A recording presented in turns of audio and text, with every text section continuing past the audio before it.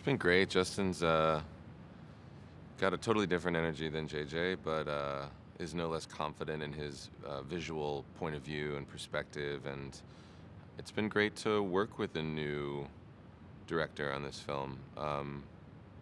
I've really respected how he's come in and allowed us to all maintain our connections to each other and to our characters. But really taken the energy of the franchise in a new and exciting direction. It's been really cool to see. The journey of Spock in this movie is really defined by one particular incident, and I think he is sort of, yeah, in a limbo at the beginning. He's in a limbo in his relationship with Uhura. He's in a limbo with regard to where he wants to put his energies and focus, and what he wants to do to serve the greater good.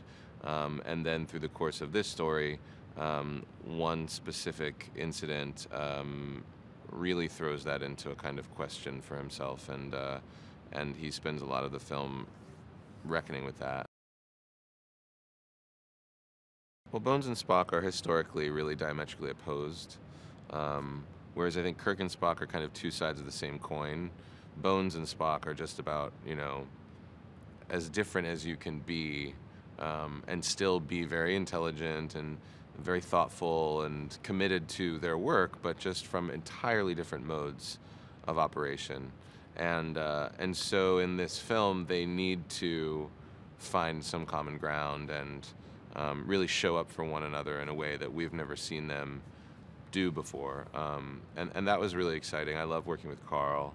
He's hilarious and brings such a life to the role of Bones that it was great fun to really spend a lot of my time with him on this movie.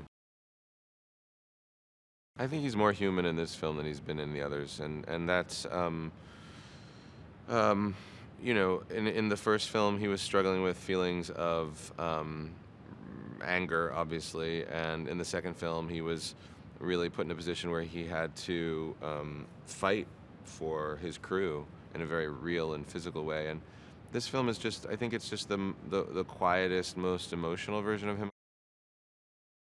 It has incredible faith in humanity at its core, and I think that Gene Roddenberry really envisioned a future where humanity comes together and not only sets differences aside, but actually embraces differences and evolves as a result of embracing those differences and learning from them and respecting them and honoring them in one another. And I think that that is an ideal that we can really use a dose of. I've always said this, but being a part of this particular franchise, which has that message at its core, is something that I feel very grateful for. It's a pretty complex and unstable world that we live in right now. So I feel like the idea of everyone laying down their resistance to one another and their judgments of one another and their hatred for one another and coming together for the greater good is really the only thing that's going to steer us to any level of survival through the complications and the catastrophes that lie ahead for us as a human race, whether they're man-made or natural. So I think that's a big part of it, and it's fun. I mean, it's funny. It's got a sense of humor. It doesn't take itself too seriously. Gene Roddenberry, I think, really understood the balance of that in a lot of ways, and I think JJ and now Simon and Doug, and I think the evolution of it has gone even more in that direction. I've said a lot about Leonard and his loss. Obviously it was a really difficult thing for me in particular because we were very close, and we were, friends to the end. But I was really grateful for how the film honors him, and when I spoke earlier about some of my favorite moments being the quietest ones, that's what it's all about for me. So I was happy to kind of focus on that, actually, because for me it's really important to continue to honor him and to carry him with me both personally and creatively in terms of my relationship with this role. And I feel a sense of responsibility now that I guess I didn't the last two movies, or didn't have to as much the last two movies, but to carry on the legacy of one of the most recognizable characters, not only in science fiction but in the history of our popular culture.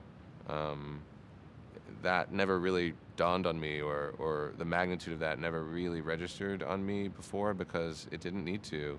He carried that mantle and handed it to me, but the process of handing it to me was a long and really enjoyable one over the last 8 years, and to have it reach that point of his departure from the earth was definitely a profound moment in a lot of ways, for all of us, I'm sure, but I know specifically for me. And I do believe that Simon and Doug did a really fantastic job, and I think he would have been very proud and grateful, and probably a little bit embarrassed. But I think in the end, it's a fitting tribute to him, and I'm very glad that it's addressed, and as you said, very gracefully so. These sets were all on gimbals and hydraulics, and it was really impressive and fun to work on them. And then when we were in Vancouver, they built this crazy set of Krull's base in this quarry, which was just massive. One of the biggest things I've really seen, and I was very impressed by the atmospheric complexity of what the sets brought to this film, and that combined with Justin's nimble vision and camera sensibility, I think is really going to be a dynamic for the audience to get sucked into.